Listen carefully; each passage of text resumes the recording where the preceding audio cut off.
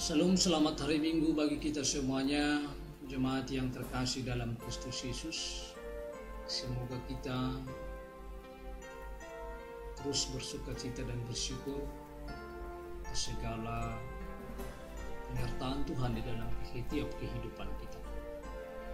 Firman Tuhan bagi kita pada minggu ini, Minggu Rogate 17 Mei 2020, diambil dari kitab 1 Tawarik 17 ayat 16 sampai ayat 27. Demikian firman Tuhan. Doa syukur Daud. Lalu masuklah Raja Daud ke dalam, kemudian duduklah ia di hadapan Tuhan sambil berkata, "Siapakah aku ini ya Tuhan Allah, dan siapakah keluargaku, sehingga Engkau membawa aku sampai sedemikian ini? Dan hal ini masih kurang di mata-Mu ya Allah. Sebab itu Engkau telah berfirman juga tentang keluarga hamba-Mu ini dalam masa yang masih jauh, dan telah memperlihatkan kepadaku serentetan manusia yang akan datang, ya Tuhan Allah. Apakah lagi yang dapat ditambahkan Daud kepadamu dalam hal Engkau memuliakan hamba-Mu ini? Bukankah Engkau yang mengenal hamba-Mu ini, ya Tuhan, oleh karena hamba-Mu ini, dan menurut hati-Mu Engkau telah melakukan segala perkara yang besar ini, dengan memberitahukan segala perkara yang besar itu. Ya Tuhan, tidak ada yang sama seperti Engkau, dan tidak ada Allah selain Engkau, menurut segala yang kami tangkap dengan telinga kami. Dan bangsa manakah di bumi seperti umat-Mu Israel, yang Allahnya pergi membebaskannya menjadi umatnya untuk mendapat nama bagi-Mu dengan perbuatan-perbuatan yang besar dan dahsyat, dan dengan menghalau bangsa-bangsa dari depan umat-Mu yang telah Kau bebaskan dari Mesir. Engkau telah membuat umat-Mu Israel menjadi umat-Mu untuk selama-lamanya, dan Engkau ya Tuhan menjadi Allah mereka. Dan sekarang ya Tuhan, diteguhkanlah untuk selama-lamanya janji yang Kau ucapkan mengenai hamba-Mu ini dan mengenai keluarganya, dan lakukanlah seperti yang Kau janjikan itu. Maka nama-Mu akan menjadi teguh dan besar untuk selama-lamanya, sehingga orang berkata, Tuhan semesta alam, Allah Israel, adalah Allah bagi orang Israel. Maka keluarga hamba-Mu Daud akan tetap kokoh di hadapan-Mu. Sebab Engkau ya Allahku telah menyatakan kepada hamba-Mu ini bahwa Engkau akan membangun keturunan baginya. Itulah sebabnya hamba-Mu ini telah memberanikan diri untuk memanjatkan doa di hadapan-Mu. Oleh sebab itu ya Tuhan, Engkaulah Allah dan telah menjanjikan perkara yang baik ini kepada hamba-Mu. Kiranya Engkau sekarang berkenan memberkati keluarga hamba-Mu ini, supaya tetap ada di hadapan-Mu untuk selama-lamanya. Sebab apa yang Engkau berkati ya Tuhan, diberkati untuk selama-lamanya. Sedemikian jauh pembacaan firman Tuhan. Jemaat yang terkasih dalam Kristus Yesus, tema khotbah kita adalah doa syukur Daud. Dan nama minggu kita adalah Minggu Rogate. Rogate artinya berdoa. Doa adalah sarana komunikasi antara umat dan Tuhan. Doa merupakan penghubung antara manusia dengan Allah. Apapun yang telah dijanjikan Tuhan dapat kita miliki, tetapi kita harus tetap meminta dalam doa kepada Tuhan. Jemaat yang terkasih dalam Kristus Yesus, dalam khotbah ini kita melihat bagaimana respon Daud atas panggilan Tuhan dan perbuatan Allah di dalam kehidupannya. Apa yang Allah lakukan kepada Daud dan apa yang Allah firmankan kepada Daud direspon baik atau dijawab baik oleh Daud dalam kehidupannya.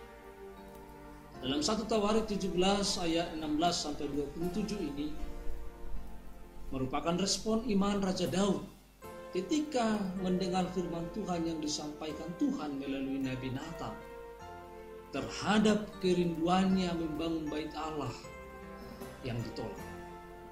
Bisa kita lihat dalam 1 Tawarik 17 ayat yang ke-4 kami akan bacakan. Pergilah, katakanlah kepada hambaku Daud, beginilah firman Tuhan, bukankah engkau yang akan mendirikan rumah bagiku untuk didiami? Namun Tuhan menjanjikan bahwa ia akan membangkitkan keturunan dan mengokohkan kerajaan. Ini adalah janji Tuhan kepada Daud. Tuhan akan membangkitkan dan mengokohkan kerajaan Daud.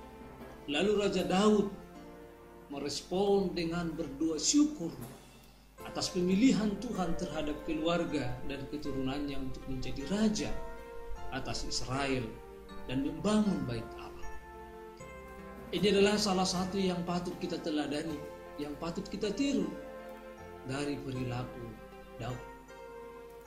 Dia merespon dan menjawab baik firman Tuhan yang telah sampai kepada Daud. Dalam ayat 16 bahwa Daud mengatakan, siapakah aku ini? Ya Tuhan Allah, dan siapakah keluargaku sehingga engkau membawa aku sampai sedemikian ini?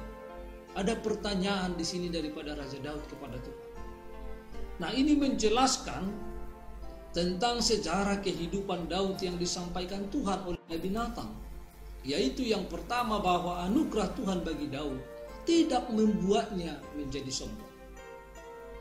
Proses pemilihan Daud menjadi raja dan anugerah Tuhan bagi Daud,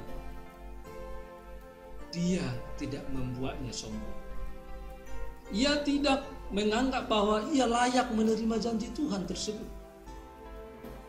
Yang kedua, Tuhanlah yang mengangkat Daud menjadi raja atas umat Israel. Tuhan berfirman, akulah yang mengambil engkau daripada ketika menggiring kambing domba untuk menjadi raja atas umat Israel. Kita mengetahui bahwa sebelumnya Daud adalah seorang penggembala. Oleh karena itulah bahwa Tuhan yang membawanya, Tuhan yang menggiringnya, dan Tuhan yang mengangkatnya, mengurapinya menjadi seorang raja. Itu yang kita lihat dalam ayat 16. Dalam ayat 17-19 bahwa Raja Daud mengucap syukur atas jaminan keberlangsungan keturunannya. Ia menyadari bahwa datangnya hal-hal baik baginya dan keluarganya sekarang dan yang akan datang itu bukan karena keistimewaan dirinya, melainkan karena pemilihan menurut kehendak Allah yang mengenal dia dan keluarganya. Itulah anugerah Tuhan dalam persekutuan hidup keluarganya, jaminan keselamatan dan keberlangsungan tahta kerajaan Israel bagi keluarganya pasti akan terwujud. Dalam hal ini kita melihat bahwa Daud bersyukur. Dia bukan menyombongkan diri, dia tidak membanggakan diri. Arti bersyukur di sini bahwa Daud menerima dengan sangat tulus apa yang telah direncanakan Allah dalam kehidupannya. Dia mensyukuri, dia tidak menyombongkan, dan dia menyadari bahwa Tuhan memilih dia bukan karena dia layak, tetapi Tuhan memilihnya adalah karena Tuhan menghendaki. Jemaat yang terkasih dalam Kristus Yesus, bahwa anugerah Tuhan dalam persekutuan hidup keluarga Daud diwujudkan oleh Allah. Karena itu Daud berdoa dengan penuh syukur dan sukacita dan bertanya, apakah lagi yang akan ia lakukan sebagai respon iman?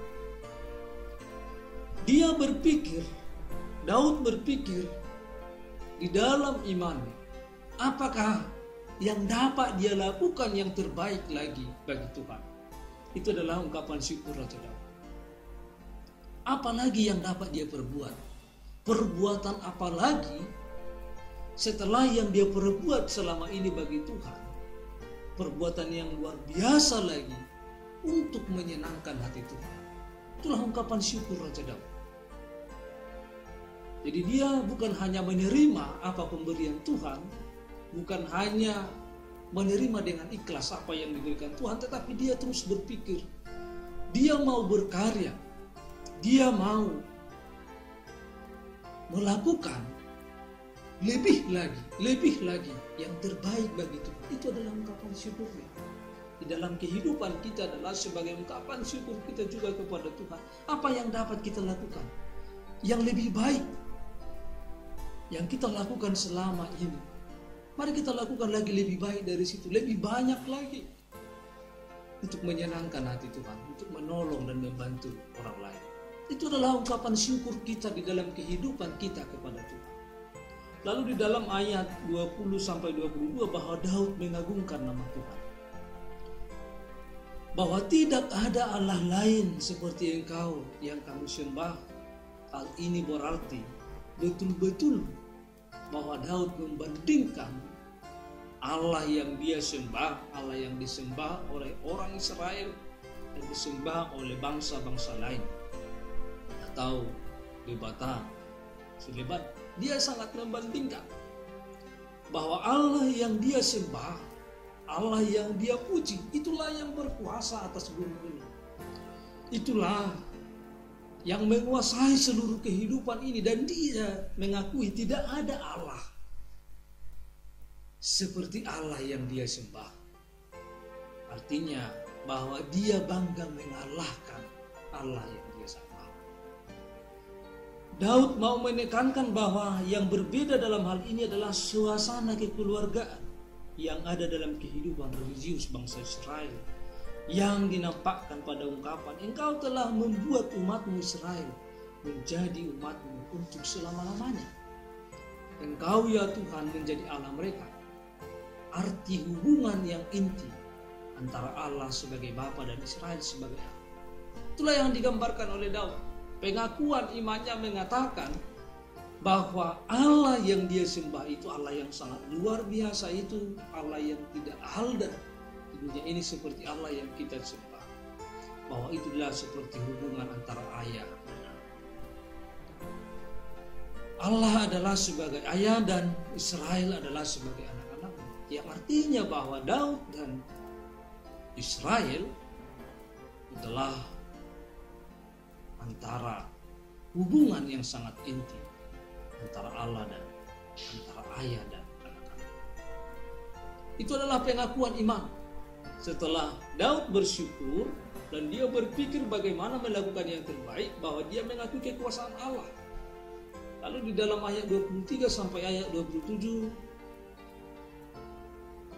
kita melihat di tengah-tengah kesibukan Raja Daud sebagai raja, Daud juga menjalankan tanggung jawabnya sebagai kepala keluarga. Dia memberikan waktu khusus untuk keluarga, terutama berdoa untuk keluarga. Walaupun Tuhan telah berjanji kepada Daud tentang keberlangsungan hidup keluarganya yang diberkati, tetapi ia tetap memohon dan doanya agar janji Tuhan berlaku dalam diri dan keluarganya, yaitu janji berkat seperti yang dia nugerahkan, yang diungkapkan dalam ayat 27. Kami bacakan untuk kita semuanya ayat 27. Kiranya Engkau sekarang berkenan memberkati keluarga hamba-Mu ini, supaya tetap ada di hadapan-Mu untuk selama-lamanya. Sebab apa yang Engkau berkati ya Tuhan, diberkati untuk selama-lamanya. Ini yang diungkapkan oleh Raja Daud. Hal ini bukan berarti bahwa Daud meragukan akan janji Tuhan, tetapi ia menyadari bahwa sebagai seorang hamba, ia meminta kepada Tuhan atas dasar kasih setia Allah kepada umat. Kasih setia seorang bapa kepada anak-anak. Bagi Daud, pemberian Tuhan justru menggambarkan kebesaran pemberi janji, bukan penerimanya. Maka anugerah Tuhan yang luar biasa membuat dia semakin memuliakan Tuhan. Oleh karena itu, bahwa bagi Daud, bahwa apa yang dia terima adalah bukan untuk membesarkan dia, bukan untuk membesarkan keluarganya, tetapi untuk membesarkan nama Tuhan. Saudara-saudara yang terkasih dalam Kristus Yesus, dalam hal ini kita sangat melihat dengan jelas Walaupun Daud seorang raja, orang yang berkuasa, orang yang mampu melakukan apa saja di tengah-tengah bangsa Israel kepada masyarakat yang dipimpinnya, tetapi dia adalah selalu memimpin seperti seorang hamba. Mengapa dikatakan seperti seorang hamba? Karena hamba adalah memiliki Tuhan. Tuhan adalah sebagai penuntunnya, Tuhan adalah sebagai pembimbingnya, dan dia adalah sebagai alat Tuhan di tengah-tengah kehidupan umat Israel untuk menjalankan kerajaannya dengan baik dan benar. Tentu juga bahwa dia memimpin bangsa Israel, tetapi juga tidak lupa menjadi hamba di tengah-tengah keluarga. Dia tidak lupa menjadi hamba di tengah-tengah keluarga.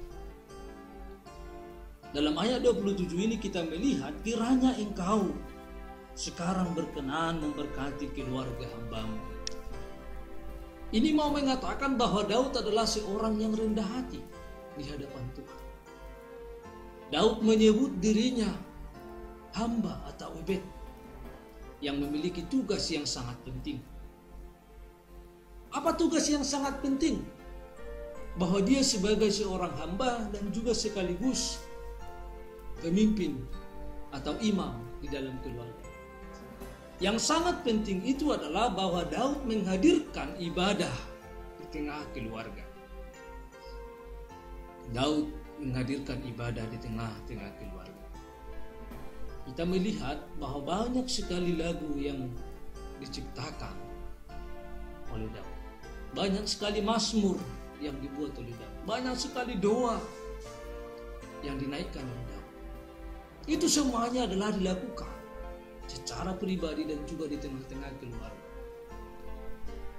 Oleh karena itu bahwa Daud adalah menjadi hamba bagi umat Israel, menjadi hamba juga di tengah-tengah keluarga. Sekalipun dia memiliki kesibukan yang sangat luar biasa, tetapi Daud terus menjalankan tugasnya di tengah-tengah kerajaannya dan juga meluangkan waktu di tengah-tengah keluarga untuk terus berdoa.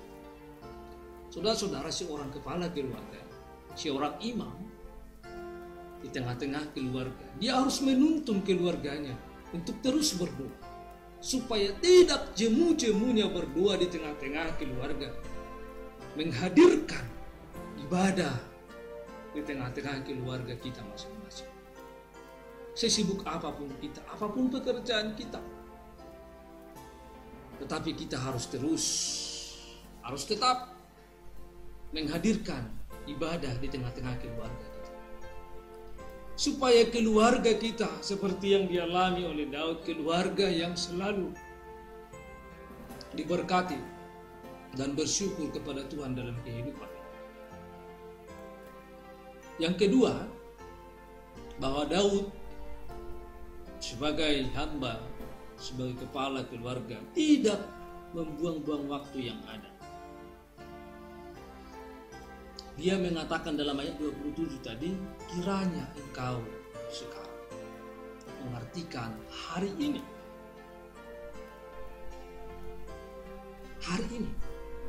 Kiranya engkau sekarang berkenan memberkati keluarga. Itu artinya bahwa pada hari ini, sekarang yang dikatakan oleh Daud, dia ingin bertemu dengan Tuhan. Dia ingin bertemu dengan Tuhan. Oleh karena itu bahwa dalam kehidupan kita tidak perlu menunda waktu untuk memuliakan Tuhan. Kita tidak perlu menunda waktu untuk memuji Tuhan di tengah-tengah keluarga. Mari kita gunakan waktu pada hari ini, waktu sekarang, untuk memuji dan memuliakan nama Tuhan. Mari kita pimpin keluarga kita untuk bertemu dengan Tuhan di dalam ibadah.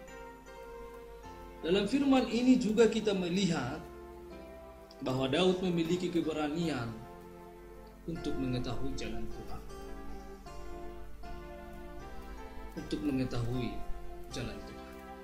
Dia bukan hanya menerima berkat Tuhan, dia bukan hanya menerima janji Tuhan, tetapi dia memohon kepada Tuhan supaya Tuhan yang menuntunnya mengenal jalan Tuhan di dalam kehidupannya sehari-hari. Itu yang dilakukan oleh Daud. Ya, karena itu jemaat yang terkasih dalam Kristus Yesus, bahwa firman ini adalah firman yang harus kita hidupi dalam kehidupan kita. Doa syukur Daud itu adalah sebagai tema minggu kita pada saat ini. Doa syukur artinya bahwa Daud bersyukur, berdoa selalu dalam kehidupannya kepada Tuhan. Apa yang dia alami, dia doakan dan dia syukuri kepada Tuhan. Supaya apa? Supaya dia semakin mengenal jalan Tuhan. Orang yang dapat bersyukur, berdoa kepada Tuhan atas segala yang terjadi dalam kehidupannya, maka dia akan semakin mengenal jalan Tuhan dalam kehidupan. Saudara-saudara yang terkasih dalam Kristus Yesus, di tengah-tengah kehidupan kita mungkin bahwa banyak apa yang telah kita doakan belum dijawab oleh Tuhan. Tetapi firman Tuhan ini mengingatkan kita supaya kita tidak jemu-jemu berdoa. Kita harus terus berdoa kepada Tuhan, terus bersyukur kepada Tuhan, menerima apa dan bagaimana kehidupan kita pada saat ini. Mari kita syukuri dan mari kita terus bagaimana melakukan yang terbaik bagi Tuhan dalam kehidupan kita. Itu adalah ungkapan syukur kita. Berlomba melakukan yang terbaik untuk kemuliaan bagi nama Tuhan. Tidak berlomba bersungguh-sungguh. Jangan bermalas-malasan berdoa. Jangan dalam kehidupan ini kita jangan bosan-bosannya memohon kepada Tuhan. Ketika kita berdoa pada saat ini, mungkin kita 5 hari, 1 minggu, atau bahkan 1 tahun kita berdoa. Mari kita berharap kepada Tuhan, berpengharapan. Di hari yang akan datang, Tuhan akan menjawab doa-doa kita. Jemaat yang terkasih, kita melihat dalam firman ini, sekalipun Tuhan telah berjanji akan memberkati Daud, tetapi Daud terus berdoa kepada Tuhan. Sudah ada jaminan dari Tuhan kepada Daud. Tetapi Daud terus berdoa. Dia tidak jemu-jemunya berdoa karena dia tahu bahwa doa itu adalah napas kehidupan di dalam kehidupannya, sehingga dia harus terus berdoa. Sebagaimana nama minggu kita pada saat ini, Rogate, berdoa. Mari kita terus berdoa kepada Tuhan dan mari kita terus bersyukur kepada Tuhan. Paso tumutumi inabukwete, yang artinya bahwa mari kita terus bersyukur menerima kehidupan ini sebagai pemberian Tuhan dengan menerimanya dengan tulus dan terus berdoa. Walaupun mungkin belum terjawab doa-doa kita pada saat ini, tetapi teruslah berdoa sampai Tuhan menjawab doa kita. Tuhan tidak pernah tidak menjawab doa, tetapi Tuhan pasti menjawab doa kita. Apakah itu dijawab dengan ya, dijawab dengan tidak, atau tunggu. Ketika kita berdoa dengan benar, dengan iman yang benar, dan kita berdoa bagi kebutuhan kita dan atas segala persoalan yang kita hadapi, saya yakin Tuhan akan menjawab doa kita dengan apa yang kita harapkan, yang sesuai dengan kehendak Tuhan. Oleh karena itu, bahwa doa adalah akan memberikan kita hati yang terus bersyukur dan melakukan yang terbaik bagi Tuhan. Teruslah berdoa. Di dalam doa itu bahwa Tuhan adalah jawaban dari setiap doa-doa kita. Demikian jauh pembacaan firman Tuhan, demikian jauh firman Tuhan pada kita pada saat ini. Tuhan Yesus memberkati. Selamat hari Minggu dan shalom bagi kita semua.